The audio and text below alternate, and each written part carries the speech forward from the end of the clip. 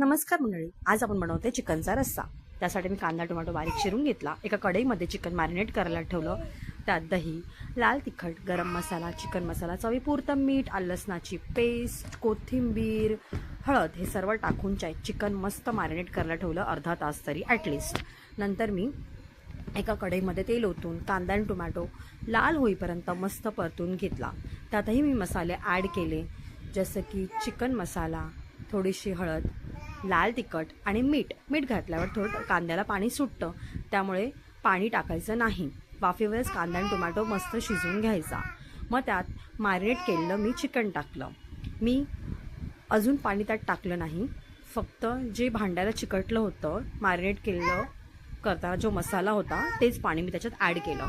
नंतर चिकन अर्धा तास मध्यम आचेवर मस्त शिजवून घेतलं।